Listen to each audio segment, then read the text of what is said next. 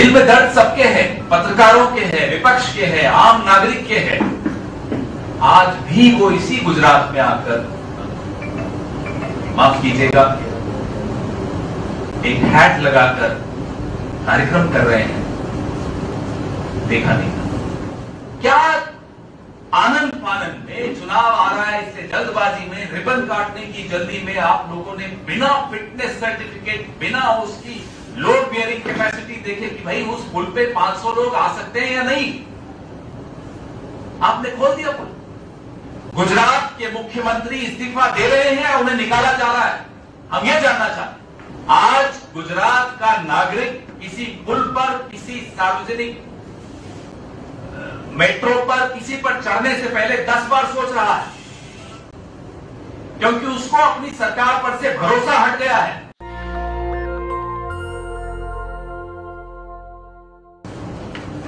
गुजरात के मोरबी में मच्छू नदी पर बना जो पुल है, कल जो हृदय विदारक घटना घटी, हम सभी स्तब्ध हैं, पूरा देश स्तब्ध है।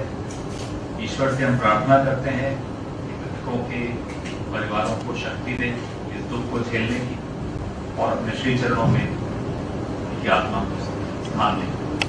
लगभग 190 लगभग लाशें मिल चुकी हैं,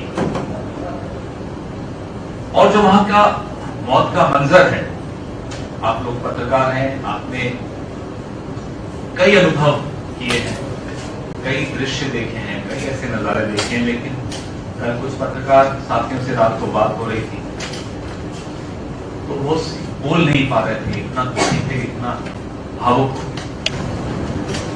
और बात है भी, सवाल बहुत सारे। हमने, हमारे राष्ट्रीय अध्यक्ष मल्लिकार्जुन खड़गे जी ने भी आज सुबह कहा कि इसमें हम अगर सवाल नहीं पूछते तो लोग माफ नहीं, राजनीति नहीं होनी चाहिए। लेकिन आज जब हमने टीवी पे देखा कि देश के प्रधानमंत्री जिनकी ये जन्मभूमि है, जिनकी ये कर्मभूमि रही है, जिस गुजरात ने उनको सत्ता के शीर्ष तक पहुंचाया, वो आज भी अपने कार्यक्रम गुजरात में जारी रख रहे, अफसोस हुआ नहीं। दिल में दर्द सबके है, पत्रकारों के है, विपक्ष के है, आम नागरिक के है।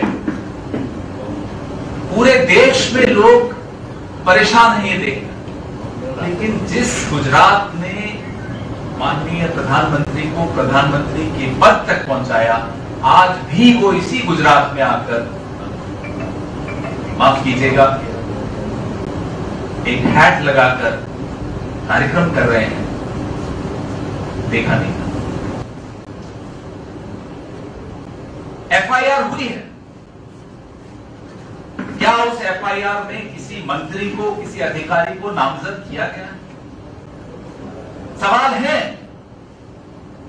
कि ये अजंता मोरेवा नाम की कंपनी के ट्रस्ट को इस पुल की मेंटेनेंस, रखरखाव और संचालन का जिम्मा देने का निर्णय किसने लिया?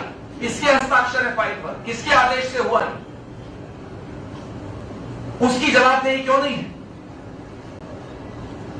क्या आनंद फानंद में चुनाव आ रहा है, इससे जल्दबाजी में, रिबन काटने की जल्दी में आप लोगों ने बिना फिटनेस सर्टिफिकेट, बिना उसकी लोड बियरिंग कैपेसिटी देखे कि भाई उस पुल पे 500 लोग आ सकते हैं या नहीं, आपने खोल दिया पुल। 12 रुपए 17 रुपए की टिकट लगा दी और भीड़ इकट्ठी कर दी पुल पर। इसकी जवाबदेही कौन देगा? कौन है जिम्मेदार इसका? इंसान की जिंदगी की कोई कीमत है या नहीं है?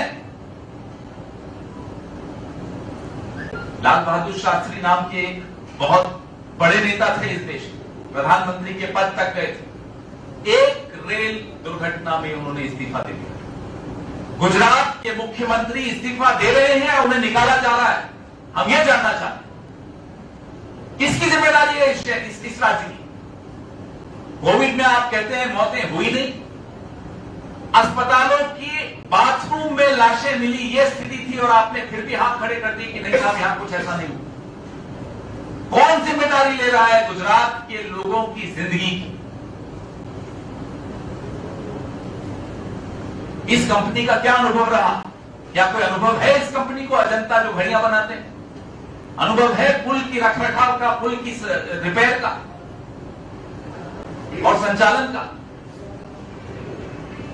ये सब सवाल एक एक हिंदुस्तानी के जहन में है, हम सबके दिमाग में है। आप सब पूछ रहे हैं, हम आपसे गुजारिश करते हैं, बहुत प्रयास किए जाएंगे कि ये मुद्दा शिफ्ट हो जाए, लोगों का ध्यान मोरबी से अलग किसी और मुद्दे पर ले जाया जाए। हम आपसे हाथ जोड़कर आग्रह करते हैं, इस मुद्दे पर से ध्यान मत हटने दीजिएगा, क्योंकि 200 के लगभग 191 तो लाशें मिल चुकी हैं। इन सब का कर्ज है हमारे और आपके ऊपर। अगर हम इनसे ध्यान हटा देंगे तो कोई सरकार अपनी जवाबदेही नहीं मानेगी कभी भी, उन्हें कोई डर नहीं होगा। सरकार पर डर होना जरूरी है, नहीं तो ये तो तमाशा करते रहेंगे, टोपी लगा के नए नए कपड़े पहन के तमाशा रोज सुबह से शाम तक, भले कोई मर रहा हो, कोई जी रहा हो, पुल गिर रहे हो, लोग घायल हो, लोग परेशान हो, इन्हें कोई फर्क नहीं पड़ता। इन्हें फर्क तब पड़ेगा जब हम बोलेंगे और आप उस बात को चलाएंगे और आप उस पर ध्यान रखेंगे। जिम्मेदारी अब हम पर और आप पर आ गई। सरकार पर कोई जिम्मेदारी मत मानिएगा, है ही नहीं इन पर कोई जिम्मेदारी। अगर होती तो इस तरह की कंपनी को, जिसका कोई अनुभव नहीं है, ये काम नहीं दिया जाता। अगर कोई जिम्मेदारी महसूस करता तो उसका फिटनेस सर्टिफिकेट देखा जाता। और हम जानना चाहते हैं, क्या अहमदाबाद मेट्रो का फिटनेस सर्टिफिकेट है? क्या ये जल्दबाजी में तो नहीं शुरू कर दिया? क्या अटल सेतु का फिटनेस सर्टिफिकेट है? आज गुजरात का नागरिक किसी पुल पर, किसी सार्वजनिक मेट्रो पर, किसी पर चढ़ने से पहले 10 बार सोच रहा है, क्योंकि उसको अपनी सरकार पर से भरोसा हट गया है। ऐसी सरकार जो इस तरह के पुल तक का फिटनेस और ऑडिट नहीं कर पाती, उस सरकार का फिटनेस और ऑडिट अब जनता करेगी, और उसमें यह सरकार फेल होती हुई दिख रही है।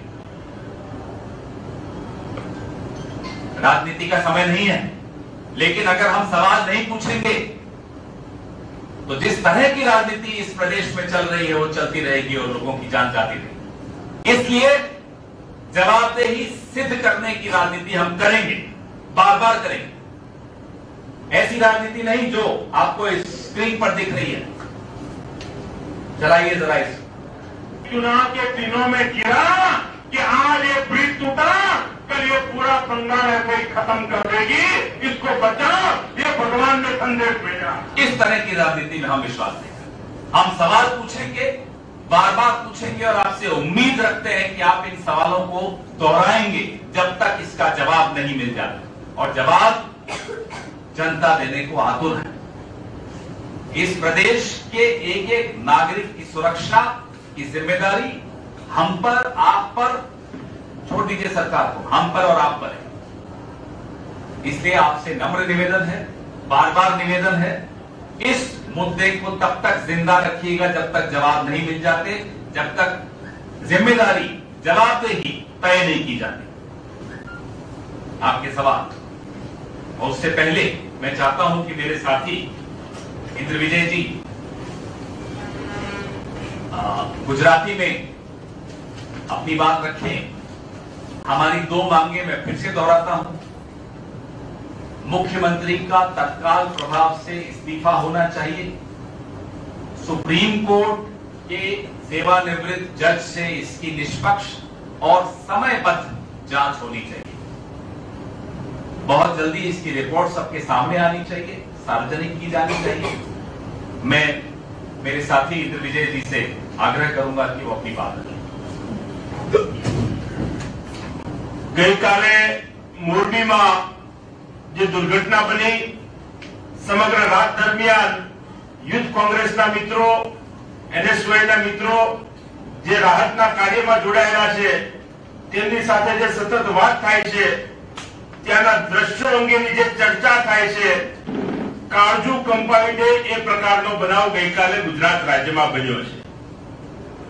ત્યારે હું આપ સૌને કહેવા માંગુ છું કે આવા ભયાનક દ્રશ્યો ભૂતકાળમાં સુરતમાં તક્ષશિલામાં પણ આપણે જોયા છે. ભૂતકાળમાં અમદાવાદ શહેરમાં ચકડોળ તૂટે ત્યારે પણ જોયા છે. ગુજરાતની ભારતીય જનતા પાર્ટીની સરકાર કે દેશમાં નરેન્દ્ર મોદીની સરકાર રાજ્યની અને દેશની અંદર કંપની રાજ લાવીને આજે બેઠી છે. જો હવે જાગશું નહીં તો આવા ભયાનક દ્રશ્યો ભવિષ્યમાં પણ આપણે જોવા માટે તૈયાર રહેવું પડશે. થોડા દિવસ પહેલા આપણે સૌએ જોયું કે અમદાવાદ શહેરની અંદર અટલ બ્રિજનું ઉદ્ઘાટન કરવામાં આવ્યું. આ અટલ બ્રિજનું પણ ફિટનેસ સર્ટિફિકેટ છે કે નહીં, સરકારે તત્વરિક જાહેરાત કરવી જોઈએ. કોઈ પણ દુર્ઘટના બનશે તો તેની જવાબદારી સરકારની રહેશે, એ જાહેરાત પણ સરકારે કરવી જોઈએ. હું પત્રકાર મિત્રોને આમંત્રણ આપું છું કે આવો મારી સાથે.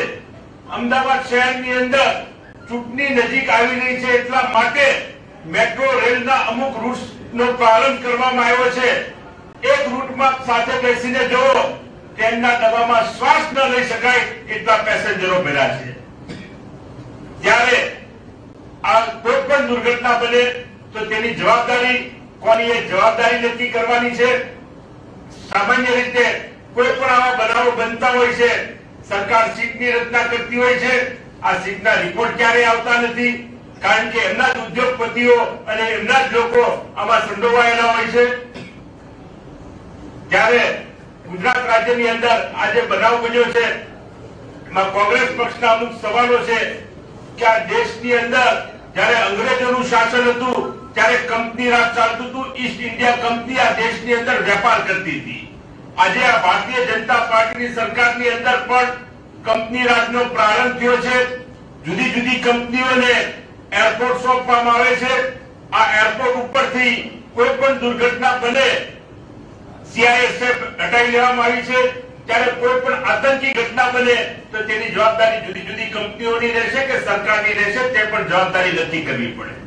આ રાજ્યની અંદર 1600 જેટલો લાંબો દરિયા કિનારો છે. આ દરિયા કિનારા ઉપરના બંદર કોંગ્રેસના શાસનમાં વિશ્વની સાથે ભારતને વેપારમાં જોડવા માટે થતો હતો. આજે આ બંદરો જુદી જુદી કંપનીઓને સોંપવામાં આવ્યા છે અને કરોડો અબજો રૂપિયાનું ટ્રસ્ટ આ બંદરો ઉપરથી ગુજરાત રાજ્યમાં આવી રહ્યું છે. જુદી જુદી કંપનીઓને આ પ્રકારના કોન્ટ્રાક્ટ આપી અને ગુજરાત રાજ્યના યુવાનોના ભવિષ્ય સાથે, ગુજરાતની આવનારી પેઢી સાથે, ગુજરાતની જનતા સાથે ખૂબ મોટી મજાક થઈ રહી છે. ઘણા લોકો કહેતા હોય છે કે કોઈ પણ નવું સાહસ થાય ત્યારે કે આ તો નરેન્દ્ર મોદી સાહેબ જ કરી શકે, ભાજપ જ કરી શકે. આવી પીસીઆરીઓ મારવાના બદલે જે જવાબદાર હોય તેની સામે કડક કાર્યવાહી થવી જોઈએ. સરકારે તાત્કાલિક જો કોઈ પણ શરત જેવું હોય મુખ્યમંત્રીએ રાજીનામું આપી દેવું જોઈએ અને ગુજરાત રાજ્યની અંદર ભારતીય જનતા પાર્ટીના શાસનમાં આ પ્રથમ વખત આવો બનાવ બન્યો એવું નથી. આ કોઈ માનવ સર્જિત આપત્તિ નથી, આ કોઈ કુદરતી આપત્તિ નથી. આ માત્ર ને માત્ર ભાજપ સર્જિત આપત્તિ છે અને આ ભાજપ સર્જિત આપત્તિનો જવાબ ભારતીય જનતા પાર્ટીની સરકારે આપવો પડશે. આ કેબલ પુલ ઉપર જો સેફટી વગર ચાલુ હતો તો પ્રશાસનની જવાબદારી હતી કે તેને સેફટી ચાલુ કેમ ન કરવામાં આવી. સાથે સાથે આ પુલના ઉદ્ઘાટનમાં ભારતીય જનતા પાર્ટીના અનેક નેતાઓ જોડાયેલા હતા. એ નેતાઓની પણ જવાબદારી હતી કે આ પુલનું સેફટી સર્ટિફિકેટ છે કે નથી. આ કોઈ લોકો માત્ર ચૂંટણી આવે છે એટલે વાહ કરવા માટે આવા ઉદ્ઘાટનો કરતા હોય છે. કિંમત ગુજરાત રાજ્યની જનતાએ ચૂકવવી પડતી હોય છે. ત્યારે ગુજરાત રાજ્યની જનતાએ હવે કિંમત ચૂકવવાના બદલે જવાબ માંગવાનો સમય આવ્યો છે અને કોંગ્રેસ પક્ષ આ મુદ્દે કડક રીતે ગુજરાત રાજ્યના મુખ્યમંત્રીનું રાજીનામું માંગે છે અને પ્રધાનમંત્રી પાસે પણ અપેક્ષા રાખે છે કે જુદી જુદી હેટ પહેરીને ખોટા મગરમચ્છના આંસુ સારીને સાંત્વના આપવાના બદલે કડક કાર્યવાહી થવી જોઈએ અને જે લોકો આમાં સંડોવાયેલા છે, જેમના હસ્તાક્ષરથી જે કંપનીઓને કોન્ટ્રાક્ટ આપવામાં આવેલા છે, એ લોકો ઉપર પણ કડક દાખલો બેસે તેવી સજા કરવામાં આવે. આ કોંગ્રેસ પક્ષ દ્વારા માંગણી કરવામાં આવે છે. नेशनल दस्तक की आपसे गुजारिश है कि अगर इसको बचाना चाहते हैं तो नेशनल दस्तक को सब्सक्राइब करने के लिए रेड कलर के सब्सक्राइब बटन को दबाएं, फिर बेल आइकन की घंटी दबाएं. नेशनल दस्तक को बचाने के लिए बहुत जरूरी है कि हर खबर को शेयर करें, लाइक करें, कमेंट जरूर करें।